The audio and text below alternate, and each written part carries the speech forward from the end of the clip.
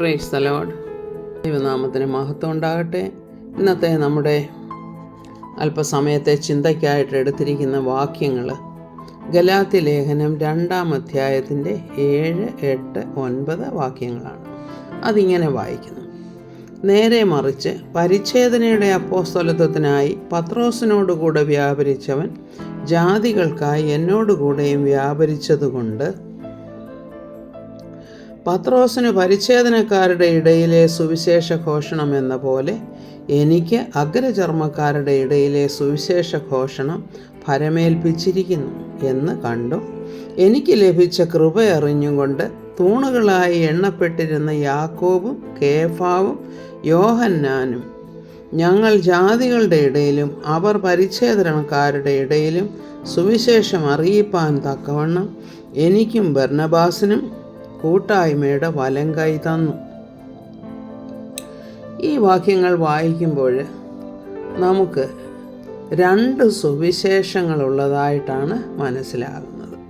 അതായത് പരിച്ഛേദനക്കാരുടെ ഇടയിലെ സുവിശേഷവും ജാതികളുടെ ഇടയിലെ സുവിശേഷവും. പരിച്ഛേദനക്കാരുടെ ഇടയിലെ സുവിശേഷം പത്രോസും തൻ്റെ കൂടെ ഉണ്ടായിരുന്ന മറ്റ് അപ്പോസ്തലന്മാരും നിർവഹിച്ചു എന്ന് നമുക്ക് പിന്നീട് മനസ്സിലാകും. എന്നാൽ പൗലോസ് അപ്പോസ്തലനെ ഏൽപ്പിച്ചത് കൃപയുടെ സുവിശേഷമാണ്. അത് ജാതികളുടെ ഇടയിലെ സുവിശേഷ ഘോഷണം എന്ന് പറയുന്നു. അത് നമ്മൾ ഈ 2 സുവിശേഷങ്ങളും പ്രത്യേകമായിട്ട് മനസ്സിലാക്കേണ്ടതുണ്ട്. എന്നാൽ മാത്രമേ നമുക്ക് എന്താണ് കൃപയുടെ സുവിശേഷം, അല്ലെങ്കിൽ നാം ഇന്ന് അനുഭവിച്ചു കൊണ്ടിരിക്കുന്ന കൃപ എന്താണ് എന്ന് മനസ്സിലാക്കാൻ സാധ്യമാകുകയുള്ളൂ. അപ്പോൾ നമ്മൾ 2 തിമോത്തി 2:15 വായിക്കുന്നുണ്ട്. പൗലോസ് അപ്പോസ്തലൻ തിമോത്തിയോസിന് എഴുതുകയാണ്: സത്യവചനത്തെ യഥാർത്ഥമായി പ്രസംഗിച്ചുകൊണ്ട് ലജ്ജിപ്പാൻ സംഗതിയില്ലാത്ത വേലക്കാരനായി ദൈവത്തിന് കൊള്ളാവുന്നവനായി നിൽപ്പാൻ ശ്രമിക്കാം. അതായത് സത്യവചനത്തെ യഥാർത്ഥമായി പ്രസംഗിക്കണം. എങ്ങനെയാണ് ഈ യഥാർത്ഥമായി പ്രസംഗിക്കുക എന്ന് പറഞ്ഞപ്പോൾ, നാം ബൈബിളിലെ വചനങ്ങളെ എടുത്ത് നാം വ്യാഖ്യാനിക്കുമ്പോൾ ഇതാരോട് പറഞ്ഞിരിക്കുന്നു, ആര് പറഞ്ഞിരിക്കുന്നു, എന്താണ് പറഞ്ഞതിൻ്റെ ഉദ്ദേശം, ഈ വക കാര്യങ്ങളൊക്കെ പ്രത്യേകമായിട്ട് നമ്മൾ മനസ്സിലാക്കണം. കാരണം ന്യായപ്രമാണ യുഗമല്ല ഇന്ന് പുതിയ നിയമസഭയുടേത്. രണ്ടും വളരെയധികം വ്യത്യാസപ്പെട്ട നിലയിലാണ്. അപ്പോൾ അതിൻ്റെ ഉപദേശങ്ങൾ തന്നെ വേറെയാണ്. വിശ്വാസങ്ങൾ വ്യത്യാസപ്പെട്ടിരിക്കുന്നതെന്ന് വെച്ചാൽ ഒരേ ദൈവത്തിലും ഒരേ ആത്മാവിലും ഒക്കെയാണ് നാം പ്രവർത്തിക്കുന്നത് എങ്കിൽ തന്നെയും അത് നാം വ്യത്യസ്തമായ രീതിയിൽ മനസ്സിലാക്കിയാൽ മാത്രമേ ഇന്നത്തെ കാലത്ത്, അല്ലെങ്കിൽ ഈ പുതിയ നിയമസഭയ്ക്ക് യോഗ്യമായ വിധത്തിൽ നമുക്ക് ജീവിക്കാൻ സാധ്യമാകുകയുള്ളൂ. നമുക്ക് പഴയ നിയമം അനുസരിച്ച് നമുക്ക് ജീവിക്കാൻ ബുദ്ധിമുട്ടാണ്, പ്രയാസമാണ്. അപ്പോൾ ഇപ്പോൾ പുതിയ നിയമത്തിൽ നമ്മൾ പുതിയ നിയമസഭയിൽ ഇരുന്നു കൊണ്ട് പഴയ നിയമത്തിലെ പ്രമാണങ്ങളും പുതിയ നിയമത്തിലെ പ്രമാണങ്ങളും ഒന്നിച്ച് ചേർത്ത് വെച്ചുകൊണ്ട് ഇത് പഴയ നിയമത്തിൽ ഇങ്ങനെ പറഞ്ഞിരിക്കുന്നു, അതുകൊണ്ട് അങ്ങനെ ചെയ്യണം, അങ്ങനെയൊക്കെ പറഞ്ഞു കഴിഞ്ഞാൽ നമുക്ക് വളരെയധികം കൺഫ്യൂഷൻ ഉണ്ടാകുക എന്നല്ലാതെ മറ്റ് യാതൊരു പ്രയോജനവുമില്ല. കാരണം പലപ്പോഴും നമുക്കത് മനസ്സിലാക്കാൻ ബുദ്ധിമുട്ടാണ്. അപ്പോൾ അപ്പോസ്തല പ്രവൃത്തികൾ 2-ാം അധ്യായത്തിൽ കർത്താവ് തൻ്റെ ആത്മാവിനെ, കർത്താവ് പറഞ്ഞതുപോലെ തന്നെ സത്യത്തിൻ്റെ ആത്മാവിനെ അയച്ചു. സത്യത്തിൻ്റെ ആത്മാവിനെ അയച്ചപ്പോൾ ആ ആത്മാവ് നിങ്ങൾക്ക് സകലവും വെളിപ്പെടുത്തി തരുമെന്ന് പറഞ്ഞു. അപ്പോൾ വെളിപ്പെടേണ്ടതായിട്ടുള്ള പല കാര്യങ്ങളുണ്ട് എന്ന് നമുക്ക് അതിൽ നിന്നും മനസ്സിലാക്കാം. അപ്പോൾ പഴയ നിയമമൊക്കെയും, അതായത് കർത്താവ് തന്നെ പറയുന്നുണ്ട്, പ്രവാചകന്മാരുടെ കാലം യോഹന്നാൻ വരെ ആയിരുന്നു. അതായത് കർത്താവിൻ്റെ ജനനവും എല്ലാം ആ പഴയ നിയമത്തിൽ എഴുതിയിരിക്കുന്നത് പോലെ തന്നെ പ്രവചനങ്ങളിൽ കണ്ടതുപോലെ തന്നെയാണ് സംഭവിച്ചത്. അതുകൊണ്ടാണ് ഗലാത്യ ലേഖനം 4:4 പൗലോസ് അപ്പോസ്തലൻ പറയുന്നത് കാലസമ്പൂർണതയിൽ അതാണ് കാലം. അതായത് ഓരോ കാലഘട്ടങ്ങളുണ്ട്. ക്രിസ്തു ജനിക്കുവാൻ അല്ലെങ്കിൽ കർത്താവ് മനുഷ്യനായി വരുവാൻ ഒരു കാലം കർത്താവ് നിശ്ചയിച്ചിരുന്നു. ആ കാല സമ്പൂർണതയിലാണ് സ്ത്രീയിൽ ജനിച്ചവനായിട്ട് നമ്മുടെ കർത്താവ് മനുഷ്യനായി പിറക്കുന്നതും. അത് ന്യായപ്രമാണ പ്രകാരമാണ് കർത്താവ് ഓരോ കാര്യങ്ങൾ ചെയ്തതും കർത്താവ് പഠിപ്പിച്ചതും. കർത്താവ് ക്രൂശിക്കപ്പെട്ടതും ന്യായപ്രമാണത്തിൻ്റെ നിവൃത്തീകരണത്തിന് വേണ്ടിയായിരുന്നു എന്ന് നാം മനസ്സിലാക്കുന്നു. അപ്പോൾ കർത്താവ് പഠിപ്പിച്ചതൊക്കെയും ന്യായപ്രമാണ പ്രകാരമുള്ള രാജ്യത്തിൻ്റെ നിയമങ്ങളായിരുന്നു പഠിപ്പിച്ചത്. എന്നാൽ ന്യായപ്രമാണത്തിൻ്റെ നിയമങ്ങളാണോ നമുക്കിന്ന് ഉള്ളത് എന്ന് നാം പ്രത്യേകമായിട്ട് ചിന്തിക്കണം. അപ്പോൾ ഇപ്പോൾ പറയുന്നത് എന്താണ്? ഇത് കൃപയുടെ കാലമാണ്. വിശ്വാസത്താലേ നാം രക്ഷിക്കപ്പെടും. അതും കൃപയാലത്രേ. ഈ വിശ്വാസം വരുന്നതും കൃപയാലെയാണെന്നാണ് പൗലോസ് അപ്പോസ്തലൻ തന്നെ പറയുന്നത്.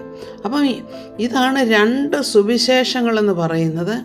ന്യായപ്രമാണത്തിൻ്റെ അനുസരിച്ചുള്ള സുവിശേഷം. കർത്താവ് പറഞ്ഞില്ലേ, മഹാനിയോഗത്തിൽ ഞാൻ പഠിപ്പിച്ചതും പ്രസംഗിച്ചതുമായിട്ടുള്ള കാര്യങ്ങൾ നിങ്ങൾ മറ്റുള്ളവരെ പഠിപ്പിക്കണം, അവരെ നിങ്ങൾ ശിഷ്യരാക്കിക്കൊള്ളണം എന്ന് പറയുന്ന ആ ഒരു പഠിപ്പിക്കലും ഇന്ന് പൗലോസ് അപ്പോസ്തലൻ പറയുന്ന കൃപയുടെ സുവിശേഷവും തമ്മിൽ വളരെയധികം വ്യത്യാസമുണ്ട്. നാം ഈ വക കാര്യങ്ങൾ ചിന്തിക്കുന്നതിന് മുൻപ് ഇസ്രായേലിന് ദൈവം കൊടുത്ത പ്രത്യേക സ്ഥാനം എന്തായിരുന്നു, എന്തുകൊണ്ടാണ് അത് ചെയ്തത് എന്നും കൂടെ നാം മനസ്സിലാക്കണം.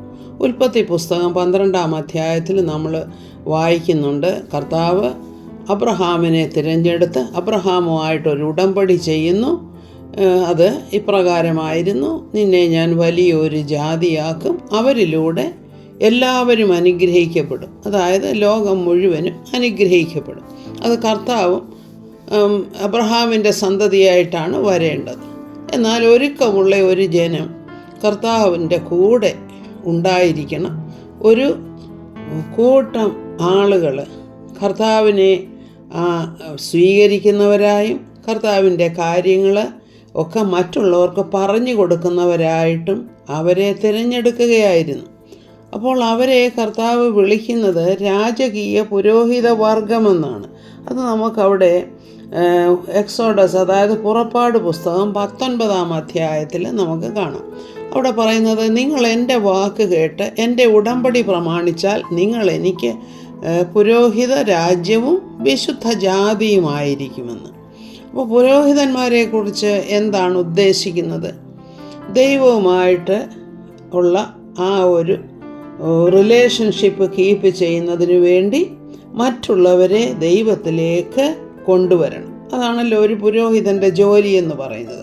അപ്പോൾ ഇസ്രായേൽ ജനതയെ മുഴുവനും ദൈവത്തിൻ്റെ സ്വന്തം ജനമാക്കിക്കൊണ്ട് അവർക്ക് നിയമങ്ങളുമൊക്കെ കൊടുത്ത് വിശുദ്ധ ജീവിതം നയിക്കാനുള്ള ആ ഓരോരോ കാര്യങ്ങളും അവർക്ക് പറഞ്ഞു കൊടുത്ത് അവർക്ക് ആവശ്യമായ എല്ലാ കാര്യങ്ങളും സംരക്ഷണവും കൊടുത്തുകൊണ്ട് അവരെ ഒരു പ്രത്യേക ജനമാക്കി ദൈവത്തിന് വേണ്ടി വേർതിരിച്ചിട്ട് പിന്നീട് പല കാര്യങ്ങൾ അവരിൽ കൂടെ ചെയ്യാനുണ്ട്.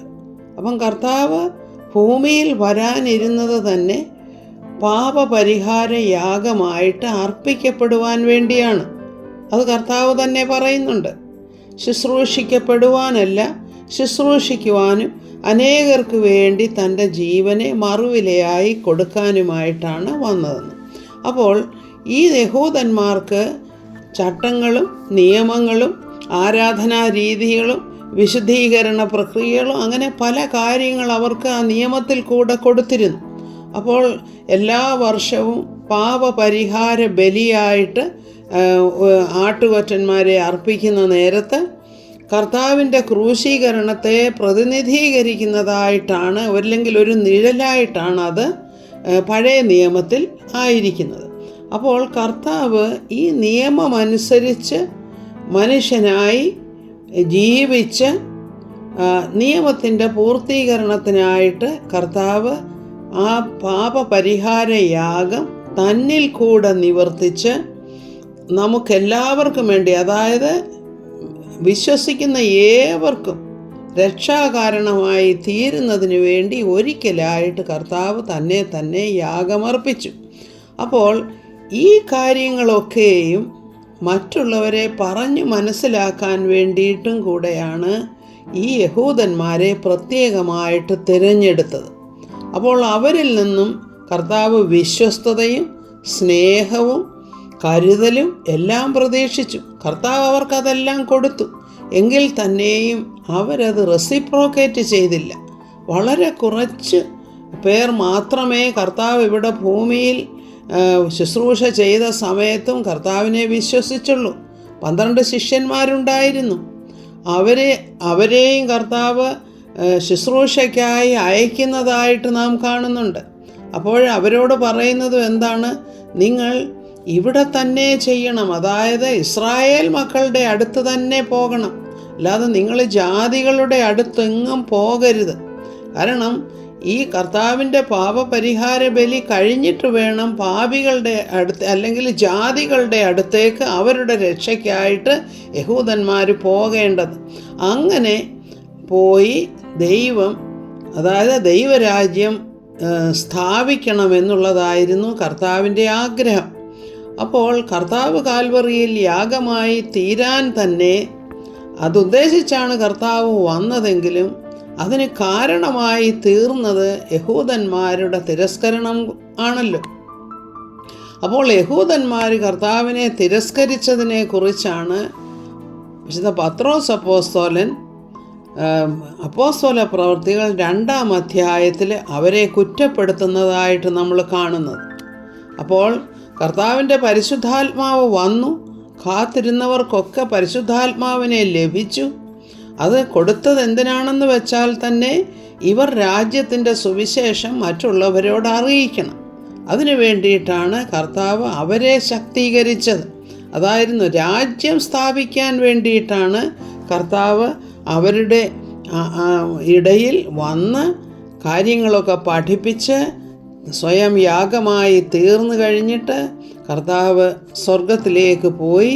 അപ്പോൾ കർത്താവ് സ്വർഗത്തിലേക്ക് പോകുന്ന സമയത്തും ശിഷ്യന്മാർ ചോദിക്കുന്നുണ്ട്, കർത്താവെ, എപ്പോഴാണ് നിൻ്റെ രാജ്യം യഥാസ്ഥാനപ്പെടുത്തുന്നതെന്ന്.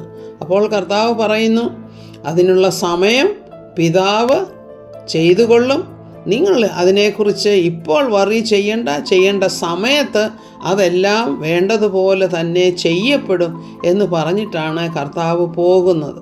അപ്പോൾ കർത്താവ് പ്രതീക്ഷിച്ചത് ഈ ശിഷ്യന്മാർ അവർക്ക് കൊടുത്ത മഹാനിയോഗമനുസരിച്ച് മറ്റുള്ളവരോട് കർത്താവിനെക്കുറിച്ച് പറയും, കർത്താവിൻ്റെ ശുശ്രൂഷയെക്കുറിച്ച് പറയും. അങ്ങനെ എല്ലാവരും കർത്താവിലേക്ക് വരും. കർത്താവിൻ്റെ അനേക ശിഷ്യന്മാരുണ്ടാകും. അപ്പോൾ കർത്താവ് വന്നിട്ട് പിന്നീട് രാജ്യം സ്ഥാപിക്കണം എന്നൊക്കെയായിരുന്നു കർത്താവ് ചിന്തിച്ചിരുന്നത്. പത്രോസ് അപ്പോസ്തലൻ അവരോട് പറയുന്നത് എന്താണ്? നിങ്ങൾ മാനസാന്തരപ്പെട്ട് നിങ്ങളുടെ പാപങ്ങളുടെ മോചനത്തിനായി ഓരോരുത്തൻ യേശു ക്രിസ്തുവിൻ്റെ നാമത്തിൽ സ്നാനമേൽപ്പീൻ, എന്നാൽ പരിശുദ്ധാത്മാവ് എന്ന ദാനം ലഭിക്കും. അതുപോലെ തന്നെ അപ്പോസ്തല പ്രവൃത്തികൾ 3:18-19 വാക്യങ്ങൾ നോക്കാം.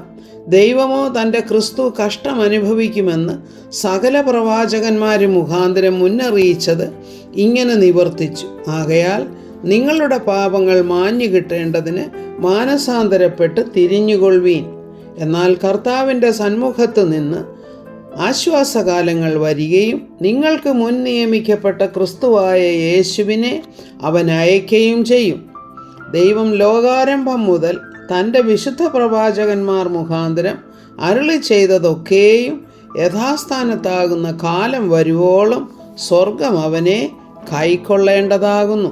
അപ്പോൾ ഇതിൽ നിന്ന് നാം മനസ്സിലാക്കേണ്ടത് മറ്റു പല കാര്യങ്ങളും പ്രവാചകന്മാർ പറഞ്ഞതൊക്കെയും നിവൃത്തിയാകേണ്ടതായിട്ടുണ്ട്. അപ്പോൾ യഹൂദന്മാർ കർത്താവിനെ സ്വീകരിക്കുകയും വേണം. പിന്നീട് പല കാര്യങ്ങൾ ചെയ്യാനുണ്ട്, ന്യായവിധികളുണ്ട്. അതൊക്കെയും കഴിഞ്ഞിട്ട് വേണം കർത്താവിന് ഭൂമിയിൽ വന്ന് ഇവിടെ കർത്താവിൻ്റെ രാജ്യം സ്ഥാപിക്കാനായിട്ട്. അതിനു വേണ്ടിയിട്ടാണ് കർത്താവ് സ്വർഗാരോഹണം ചെയ്തു കഴിഞ്ഞിട്ട് സ്തേഫാനോസിൻ്റെ ആ ഒരു മരണത്തോടു കൂടെയാണ് കാര്യങ്ങളൊക്കെ വ്യത്യാസപ്പെടുന്നത്. കാരണം ദൈവത്തെ അവർ തിരസ്കരിച്ചു, യേശുവിനെ അവർ തിരസ്കരിച്ചു എന്നുള്ളത് കർത്താവിൻ്റെ ആ പദ്ധതിയൊക്കെ ഒന്ന് മാറ്റി ചെയ്യുവാനായിട്ട് ആരംഭിക്കുകയാണ്. അപ്പോൾ മറ്റൊരു കാര്യം നാം മനസ്സിലാക്കണം, ഇത് ലോകാരംഭം മുതലേ മറഞ്ഞിരുന്ന ഒരു മർമ്മം കൂടെയാണ്. കാരണം ഇവരിങ്ങനെ കർത്താവിനെ തിരസ്കരിക്കുമെന്നും ഒരു ജാതികളുടെ സഭ അല്ലെങ്കിൽ വിശ്വസിക്കുന്ന ഏവരും കൃപയാലെ രക്ഷിക്കപ്പെടുമെന്നൊക്കെയുള്ള കാര്യങ്ങൾ കർത്താവ് നേരത്തെ തന്നെ ചിന്തിച്ചുറച്ചിരുന്ന കാര്യങ്ങളാണ് അത്. പക്ഷേ നമ്മൾ വചനം വായിക്കുമ്പോൾ വിശുദ്ധ യോഹന്നാൻ്റെ സുവിശേഷം 10-ാം അധ്യായത്തിൽ തന്നെ കർത്താവ് പറയുന്നുണ്ട്, ഞാൻ നല്ല ഇടയനാകുന്നു എന്ന് പറയുന്നിടത്ത് തന്നെ അങ്ങനെ പറഞ്ഞു വരുമ്പോൾ കർത്താവ് പറയുന്നുണ്ട്, ഈ തൊഴുത്തിലില്ലാത്ത മറ്റാടുകളും എനിക്കുണ്ട്, അനേകം ആടുകൾ എനിക്കുണ്ട്, അവയെയും ഞാൻ നടത്തേണ്ടതാകുന്നു. അവരെൻ്റെ ആടുകൾ, അവരെൻ്റെ ശബ്ദം കേൾക്കും എന്ന് കർത്താവ് പറയുന്നുണ്ട്. പക്ഷേ കർത്താവിൻ്റെ ആ പ്ലാന് അതല്ലെങ്കിൽ അതിൻ്റെ ഒരു പൂർത്തീകരണം എങ്ങനെ നടക്കുമെന്നുള്ളത് അല്പം വ്യത്യാസപ്പെട്ട രീതിയിലായിരുന്നു. യഹൂദന്മാരിൽ കൂടെ അത് സാധ്യമാക്കി എടുക്കും എന്നുള്ളതായിരുന്നു കർത്താവ് ചിന്തിച്ചത്. അപ്പോൾ ഇനി കർത്താവിന് തെറ്റുപറ്റിയോ? ഇല്ല, കർത്താവിന് അതൊക്കെ അറിയാമായിരുന്നു. എങ്കിലും താൻ സ്വന്തം കുഞ്ഞുങ്ങളെ പോലെ തന്നെ കയ്യിൽ കഴുകൻ തൻ്റെ കുഞ്ഞുങ്ങളെ എങ്ങനെ ചിറകിന്മേൽ വഹിച്ചുകൊണ്ട് വന്നുവോ അതുപോലെയുള്ള സംരക്ഷണം കൊടുത്താണല്ലോ യഹൂദന്മാരെ കൊണ്ടുവന്നത്. അപ്പോൾ ഇവരിൽ നിന്നും കൂടുതൽ സ്നേഹവും സഹകരണവും കർത്താവ് പ്രതീക്ഷിച്ചു.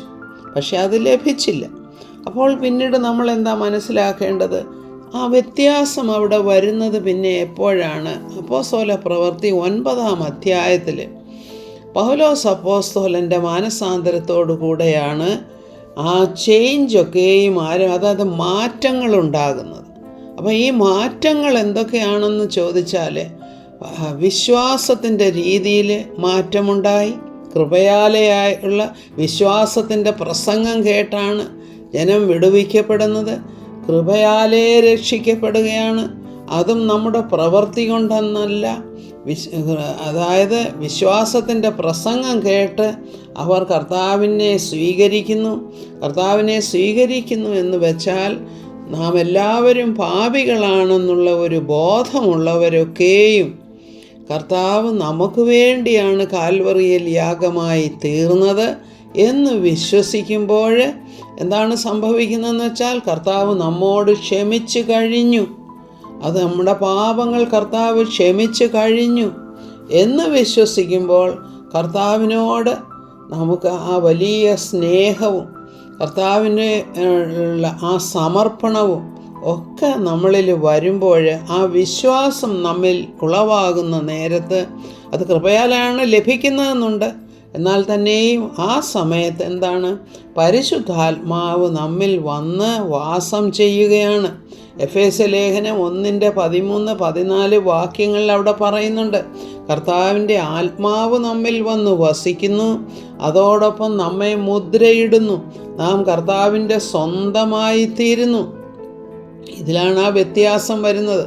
അപ്പോൾ കർത്താവിൻ്റെ ആത്മാവ് നമ്മോടുകൂടെ നമ്മുടെ ഉള്ളിൽ വസിക്കുന്നു എന്നുള്ളതാണ്.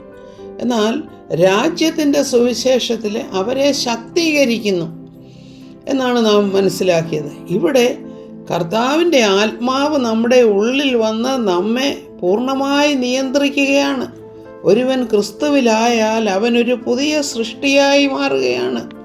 അവൻ കർത്താവിൻ്റെ അംബാസഡറായിട്ട് മാറുകയാണ്. കർത്താവ് നമുക്ക് തന്ന നിരപ്പിൻ്റെ ശുശ്രൂഷ നാം ഏറ്റെടുക്കുകയാണ്. നിരപ്പിൻ്റെ ശുശ്രൂഷ എന്ന് വെച്ചാൽ നമ്മെ കർത്താവിൻ്റെ ക്രൂശ് മരണത്തോടുകൂടെ എങ്ങനെ പിതാവുമായിട്ട് അനുരഞ്ജനം ചെയ്യിപ്പിച്ചുവോ അതേ അനുരഞ്ജനത്തിൻ്റെ സുവിശേഷം നാം മറ്റുള്ളവർക്കും പകർന്നു കൊടുക്കുകയും ആ അനുരഞ്ജനം അവരിലേക്കും വരികയും അനേകരെ കർത്താവിൽ വിശ്വസിക്കുകയും ചെയ്യുന്നു. ഇതാണ് ഈ സുവിശേഷത്തിൻ്റെ വ്യത്യാസം. 4 സുവിശേഷങ്ങൾ നാം പഠിക്കുമ്പോൾ കർത്താവിൻ്റെ പരസ്യ ശുശ്രൂഷയെക്കുറിച്ച് നാം അറിയുന്നു. കർത്താവിൻ്റെ പഠിപ്പിക്കലുകൾ, ഉപദേശങ്ങൾ, കർത്താവ് ദൈവമെന്ന് തെളിയിച്ച അനേക കാര്യങ്ങൾ, അതായത് അതിശയ പ്രവൃത്തികൾ, രോഗികളെ സൗഖ്യമാക്കുന്നത്, ഭൂതങ്ങളെ പുറത്താക്കുന്നത്, പ്രകൃതി ശക്തികളുടെ മേൽ അധികാരം നടത്തി അവയെ ശാന്തമാക്കുന്നത്, ഇങ്ങനെയൊക്കെയുള്ള കാര്യങ്ങൾ നാം അവിടെ കാണുന്നുണ്ട്. പിന്നീട് കർത്താവിൻ്റെ ഉപദേശം എല്ലാം എങ്ങനെയാണ് സ്വീകരിക്കേണ്ടത് എന്നും കൂടെ പറയുന്നുണ്ട്. 7-ാമത്തെ അധ്യായത്തിലെ വിശുദ്ധ മത്തായിയുടെ സുവിശേഷം ഇവിടെ പറയുന്നത്, മനുഷ്യർ നിങ്ങൾക്ക് ചെയ്യണമെന്ന് നിങ്ങൾ ഇച്ഛിക്കുന്നതൊക്കെയും നിങ്ങൾ അവർക്കും ചെയ്യുവീൻ. ന്യായപ്രമാണവും പ്രവാചകന്മാരും ഇത് തന്നെ. അപ്പോൾ ന്യായപ്രമാണം അവിടെ ബാധകമാണ്. പ്രവാചകന്മാരുടെ മുന്നറിയിപ്പുകളും അതുപോലെ തന്നെ നാം സ്വീകരിക്കേണ്ടതാണ് എന്നാണ് അവിടെ പറയുന്നത്. വിശുദ്ധ മത്തായിയുടെ സുവിശേഷം 7:24-26 ഇങ്ങനെ വായിക്കുന്നു, ആകയാൽ എൻ്റെ ഈ വചനങ്ങളെ കേട്ട് ചെയ്യുന്നവനൊക്കെയും പാറമേൽ വീട് പണിത ബുദ്ധിയുള്ള മനുഷ്യനോട് തുല്യനാകുന്നു. പിന്നീട് പറയുന്നത്, എൻ്റെ ഈ വചനങ്ങളെ കേട്ട് ചെയ്യാത്തവനൊക്കെയും മണലിന്മേൽ വീട് പണിത മനുഷ്യനോട് തുല്യനാകുന്നു. അപ്പോൾ നമ്മുടെ പ്രവർത്തികൾ അവിടെ വളരെയധികം കണക്കാക്കപ്പെടുന്നു എന്ന് മനസ്സിലാക്കുന്നു. എന്നാൽ കൃപയുടെ സുവിശേഷത്തിൽ എന്താണ് വ്യത്യാസമെന്ന് മനസ്സിലാക്കണമെങ്കിൽ എഫേസ്യ ലേഖനം, അതായത് പ്രത്യേകിച്ചും പൗലോസ് അപ്പോസ്തലൻ്റെ ലേഖനങ്ങളിൽ കൂടെയാണല്ലോ നാം ഈ കൃപയുടെ സുവിശേഷത്തെക്കുറിച്ച് അറിയുന്നത് തന്നെ. അപ്പോൾ കൃപയുടെ സുവിശേഷം എന്താണ് അതെന്ന് എഫേസ്യ ലേഖനം 2 ചില വാക്യങ്ങൾ ഞാൻ വായിക്കാം. 1-ാമത്തെ വാക്യം, അതിക്രമങ്ങളാലും പാപങ്ങളാലും മരിച്ചവരായിരുന്ന നിങ്ങളെയും അവൻ ഉയർപ്പിച്ചു. അത് വിശ്വാസത്താലെയാണ്. കരുണാസമ്പന്നനായ ദൈവമോ നമ്മെ സ്നേഹിച്ച മഹാസ്നേഹം നിമിത്തം അതിക്രമങ്ങളാൽ മരിച്ചവരായിരുന്ന നമ്മെ ക്രിസ്തുവിനോട് കൂടെ ജീവിപ്പിക്കുകയും കൃപയാലത്രേ നിങ്ങൾ രക്ഷിക്കപ്പെട്ടിരിക്കുന്നു. അപ്പം നമ്മുടെ പ്രവർത്തികൾ കൊണ്ടൊന്നുമല്ല നമ്മൾ രക്ഷിക്കപ്പെട്ടത്, പിന്നെയോ കൃപയാൽ നാം ക്രിസ്തുവിൻ്റെ ക്രൂശ് മരണത്തിലും ഉയർത്തെഴുന്നേൽപ്പിലും നമുക്ക് പാപമോചനം ലഭിച്ചു. നമ്മുടെ പാപം കർത്താവ് അതിൻ്റെ ശിക്ഷ ഏറ്റെടുത്തു എന്ന് വിശ്വസിക്കുമ്പോഴാണ് നാം രക്ഷിക്കപ്പെടുന്നത് എന്ന് മനസ്സിലാകുന്നു. 7-ാമത്തെ വാക്യം അവിടെ പറയുന്നത്, ക്രിസ്തുയേശുവിൽ അവനോടുകൂടെ ഉയർത്തെഴുന്നേൽപ്പിച്ച് എവിടെയായി ഇരുത്തിയിരിക്കുന്നത്? സ്വർഗത്തിൽ ഇരുത്തുകയും ചെയ്തു. അതായത് നമ്മുടെ ജീവിതത്തിന് തന്നെ ഒരു ഉയർച്ച ഉണ്ടാകുകയാണ്. എങ്ങനെ? ആത്മീയമായ ഉയർച്ച. അതാണ് സ്വർഗത്തിൽ ഇരുത്തിയിരിക്കുന്നു എന്ന് പറയുന്നത്. പിന്നീട് പറയുന്നത്, കൃപയാലല്ലോ നിങ്ങൾ വിശ്വാസം മൂലം രക്ഷിക്കപ്പെട്ടിരിക്കുന്നത്, അതിനും നിങ്ങൾ കാരണമല്ല, ദൈവത്തിൻ്റെ ദാനമത്രയാകുന്നു. ആരും പ്രശംസിക്കാതിരിപ്പാൻ പ്രവൃത്തികളും കാരണമല്ല. എന്നാൽ രാജ്യത്തിൻ്റെ സുവിശേഷത്തിൽ എന്താണ് പറഞ്ഞത്? പ്രവൃത്തികൾ വളരെ പ്രാധാന്യമർഹിക്കുന്ന ഒരു കാര്യമാണ്.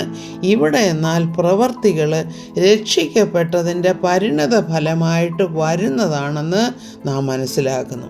ഇവിടെ 10-ാമത്തെ വാക്യം പറയുന്നത്, നാം അവൻ്റെ കൈപ്പണിയായി സൽപ്രവർത്തികൾക്കായിട്ട് ക്രിസ്തുയേശുവിൽ സൃഷ്ടിക്കപ്പെട്ടവരാകുന്നു.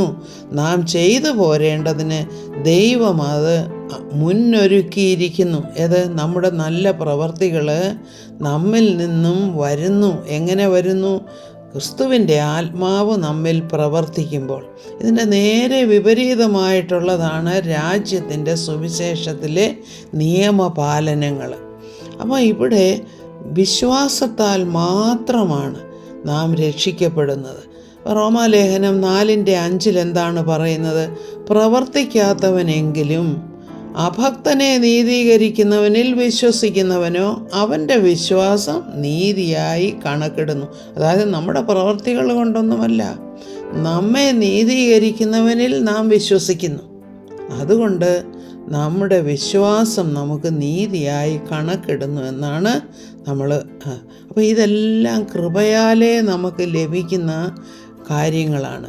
അതുകൊണ്ട് പ്രശംസിക്കാതിരിക്കാനായിട്ട് യാതൊരു പ്രവൃത്തികളും നമ്മുടെ രക്ഷയ്ക്കായിട്ട് ഉതകുന്നില്ല. എന്നാൽ ആ സൽപ്രവൃത്തികൾ അതിൻ്റെ ഫലമായിട്ട് വരുന്നതാണെന്ന് നാം മനസ്സിലാക്കുന്നു. ഇനി 1 കൊരിന്ത്യർ 12:13 പറയുന്നത്, യഹൂദന്മാരോ യവനന്മാരോ ദാസന്മാരോ സ്വതന്ത്രന്മാരോ നാം എല്ലാവരും ഏക ശരീരമാകുമാറ് ഒരേ ആത്മാവിൽ സ്നാനമേറ്റും എല്ലാവരും ഒരേ ആത്മാവിനെ പാനം ചെയ്തുമിരിക്കുന്നു. അപ്പോൾ നാം എങ്ങനെയാണ് വിശ്വാസത്തിൽ നീതീകരിക്കപ്പെടുന്നത്, ഏതാത്മാവിനാലാണ് നാം സ്നാനമേറ്റിരിക്കുന്നത് എന്നും കൂടെ ഇവിടെ നമുക്ക് ഉറപ്പിച്ച് പറയാൻ സാധിക്കും. ആത്മാവിലുള്ള സ്നാനമാണ് നാം സ്വീകരിക്കുന്നത്. ആത്മാവിലുള്ള സ്നാനമെന്ന് വെച്ചാൽ ഇത് വളരെയധികം പഠിക്കേണ്ടതായ ഒരു വസ്തുതയാണ്. ഇതിനെക്കുറിച്ച് ഞാൻ ആത്മാവിലുള്ള സ്നാനമാണ് യഥാർത്ഥ സ്നാനമെന്ന് ഞാൻ വേറെ ഒരു മെസ്സേജ് നേരത്തെ ഇട്ടിട്ടുണ്ടായിരുന്നു. പലരും അത് കേട്ട് കാണുമെന്ന് വിശ്വസിക്കുന്നു. അതുപോലെ തന്നെ റോമാലേഖനം 6:14 എന്താണ് പറയുന്നത്? നിങ്ങൾ ന്യായപ്രമാണത്തിനല്ല കൃപയ്ക്കത്രേ അധീനരാകയാൽ പാപം നിങ്ങളിൽ കർത്തൃത്വം നടത്തുകയില്ല. അപ്പോൾ എത്ര വ്യത്യാസമാണ് നമ്മുടെ ആ ജീവിതത്തിൽ വരുന്നതെന്ന് നമ്മൾ മനസ്സിലാക്കണം. ആത്മാവിനെ അനുസരിച്ച് നടക്കുന്നുവെങ്കിൽ നിങ്ങൾ ന്യായപ്രമാണത്തിന് കീഴുള്ളവരല്ല. അതായത് നാം ന്യായപ്രമാണത്തിൽ നിന്നും മോചിതരായി തീർന്നു. നമ്മുടെ പ്രവൃത്തിയാലല്ല നാം നീതീകരിക്കപ്പെടുന്നത്. മറ്റൊരു പ്രധാനപ്പെട്ട കാര്യം ക്ഷമയെക്കുറിച്ചുള്ളതാണ്. വിശുദ്ധ മത്തായിയുടെ സുവിശേഷം 6:12 എന്താണ് പറയുന്നത്? ഞങ്ങളുടെ കടക്കാരോട് ഞങ്ങൾ ക്ഷമിച്ചിരിക്കുന്നത് പോലെ ഞങ്ങളുടെ കടങ്ങളെ ഞങ്ങളോടും ക്ഷമിക്കണമേ എന്നൊരു കണ്ടീഷനാണ് അവിടെ വെക്കുന്നത്. എന്നാൽ ആ പുതിയ നിയമത്തിൽ അൺകണ്ടീഷണലായിട്ട് നമ്മോട് ക്ഷമിച്ചിരിക്കുന്ന ഒരു ദൈവത്തെയാണ് നമ്മൾ കാണുന്നത്. എഫേസ്യ ലേഖനം 4:32 എന്താ പറയുന്നത്? നിങ്ങൾ തമ്മിൽ ദയയും മനസ്സലിവുമുള്ളവരായി ദൈവം ക്രിസ്തുവിൽ നിങ്ങളോട് ക്ഷമിച്ചതുപോലെ അന്യോന്യം ക്ഷമിപ്പീൻ. അപ്പോൾ ഇവിടെ നമുക്ക് പുതിയ ഈ കൃപായുഗത്തിൽ നമുക്ക് ക്ഷമ ഓൾറെഡി ലഭിച്ചു കഴിഞ്ഞു. അപ്പം നമുക്ക് ക്ഷമ ലഭിച്ചത് നിമിത്തം നാം മറ്റുള്ളവരോടും ക്ഷമിക്കണമെന്നാണ്. എന്നാൽ രാജ്യത്തിൻ്റെ സുവിശേഷത്തിൽ ഞങ്ങളുടെ കടക്കാരോട് ക്ഷമിക്കുന്നത് പോലെ ഒരു കണ്ടീഷൻ അവിടെ വെക്കുകയാണ് ക്ഷമ ചോദിക്കുമ്പോൾ. ഇവിടെയാണെങ്കിൽ ഇപ്പോൾ നമുക്ക് ക്ഷമ ഓൾറെഡി ലഭിച്ചു കഴിഞ്ഞു. എന്നാൽ ആ ക്ഷമ പിന്നെ എങ്ങനെയാണ്? നമ്മോട് ക്ഷമിച്ചതുകൊണ്ട് നാം മറ്റുള്ളവരോടും ക്ഷമിക്കാനായിട്ട് പരിശുദ്ധാത്മാവ് നമ്മോട് പറയുകയാണ്. അപ്പോൾ മറ്റൊരു കാര്യം ഇതാണ് നമ്മുടെ ആ റിലേഷൻഷിപ്പിൽ വന്ന ഒരു വ്യത്യാസം കൂടെയുണ്ട് ഇവിടെ. അപ്പോൾ ഇത് ഗലാത്യ ലേഖനം 4:7 പറയുന്ന ദൈവമായിട്ടുള്ള നമ്മുടെ റിലേഷൻഷിപ്പ്, അല്ലെങ്കിൽ ഒരു മാസ്റ്റർ ആൻഡ് സ്ലേവ് എന്നുള്ള ഒരു റിലേഷനോ ഒരു രാജാവ് അല്ലെങ്കിൽ പ്രജ എന്നുള്ള രീതിയിലോ അല്ല. തീർച്ചയായിട്ടും കർത്താവ് രാജാവ് തന്നെയാണ്, നമ്മൾ പ്രജകൾ തന്നെയാണ്. എങ്കിൽ തന്നെയും ആ ഒരു ബന്ധത്തിന് വളരെ വ്യത്യാസം വന്നിട്ടുണ്ട്. നീ ഇനി ദാസനല്ല പുത്രനത്രേ, പുത്രനെങ്കിലോ ദൈവഹിതത്താൽ അവകാശിയുമാകുന്നു എന്നാണ് ഗലാത്യ ലേഖനം 4:7 പറയുന്നത്. അപ്പോൾ നമുക്ക് പുതിയ ഒരു അവകാശം ലഭിച്ചിരിക്കുകയാണ്. അപ്പോൾ നാം കർത്താവിൻ്റെ ശരീരത്തിൻ്റെ ഭാഗമായിട്ട് തീർന്നിരിക്കുകയാണ്. അപ്പോൾ എത്ര ശ്രേഷ്ഠമായ ഒരു സ്ഥാനമാണ് ഇന്ന് നമുക്ക് ലഭിച്ചിരിക്കുന്നതെന്ന് ഓർക്കണം. അതാണ് നമ്മൾ എൻജോയ് ചെയ്യേണ്ടതായിട്ടുള്ള, അല്ലെങ്കിൽ നമ്മൾ ദൈവത്തിന് നന്ദി പറയേണ്ടതായിട്ടുള്ള കാര്യം. നമ്മുടെ പാപങ്ങൾ ക്ഷമിച്ചു തന്നിരിക്കുന്നു. അതുപോലെ തന്നെ നമ്മെ കോപത്തിനല്ല കർത്താവ് വെച്ചിരിക്കുന്നത്. അപ്പോൾ പഴയ നിയമത്തിൻ്റെ അനുസരിച്ചാണെങ്കിൽ, രാജ്യത്തിൻ്റെ സുവിശേഷം ആണെങ്കിൽ അവിടെ ന്യായവിധിയും കോപവും എല്ലാമുണ്ട്. അപ്പോൾ ഇവിടെ പറയുന്നത് എങ്ങനെയാണ്? ഞങ്ങൾക്ക് നിങ്ങളുടെ അടുക്കൽ എങ്ങനെയുള്ള പ്രവേശനം സാധിച്ചുവെന്നും ജീവനുള്ള സത്യദൈവത്തെ സേവിപ്പാനും അവൻ മരിച്ചവരുടെ ഇടയിൽ നിന്ന് ഉയർപ്പിച്ച തൻ്റെ പുത്രനും വരുവാനുള്ള കോപത്തിൽ നിന്ന് നമ്മെ വിടുവിക്കുന്നവനുമായ ക്രിസ്തു എന്ന് പറയുന്നു. അപ്പോൾ അവൻ വിടുവിക്കും എന്ന് ഗ്യാരൻ്റിയാണ് അവിടെ തന്നിരിക്കുന്നത്. 1 തെസ്സലോനിയ 5:10 എന്താ പറയുന്നത്? ദൈവം നമ്മെ കോപത്തിനല്ല വെച്ചിരിക്കുന്നത്, നാം ഉണർന്നിരുന്നാലും ഉറങ്ങിയാലും തന്നോടുകൂടെ ജീവിക്കേണ്ടതിന് നമുക്ക് വേണ്ടി മരിച്ച നമ്മുടെ കർത്താവായ യേശു ക്രിസ്തു മൂലം രക്ഷയെ പ്രാപിപ്പാൻ അത്രേ നിയമിച്ചിരിക്കുന്നത് എന്നാണ് പറയുന്നത്. അപ്പോൾ അത് നമ്മൾ ഈ വ്യത്യാസം നമ്മൾ മനസ്സിലാക്കണം. ഇപ്പോൾ ഞാൻ വായിച്ചത് 1 തെസ്സലോനിയ 5:10 അപ്പോഴേ നമ്മെ കോപത്തിനല്ല വെച്ചിരിക്കുന്നത്, നന്മയെ പ്രാപിപ്പാനാണ് വെച്ചിരിക്കുന്നത്. അപ്പോൾ ഇങ്ങനെയുള്ള പല വ്യത്യാസങ്ങളുണ്ട്. ഇനിയും അനേകം വ്യത്യാസങ്ങൾ നമുക്ക് ഓരോ എപ്പിസോഡ്സ് പഠിക്കുമ്പോൾ നമുക്ക് കൂടുതലായിട്ടത് മനസ്സിലാക്കാനായിട്ട് ക്ഷമയോടെ നാം ഈ ലേഖനങ്ങൾ, പൗലോസ് അപ്പോസ്തലൻ്റെ ലേഖനങ്ങൾ പഠിച്ച് മനസ്സിലാക്കുവാൻ ശ്രമിക്കണം. ആ കൃപ നമ്മൾ അനുഭവിച്ചു കൊണ്ടിരിക്കുന്ന വലിയ ഒരു ഭാഗ്യമാണ്.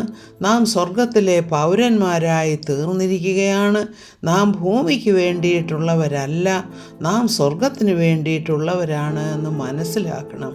ഈ വചനങ്ങളാൽ കർത്താവ് നമ്മെ അനുഗ്രഹിക്കട്ടെ എന്ന് പ്രാർത്ഥിക്കുന്നു. മഹത്വം സകലതും കർത്താവിന്. Praise the Lord.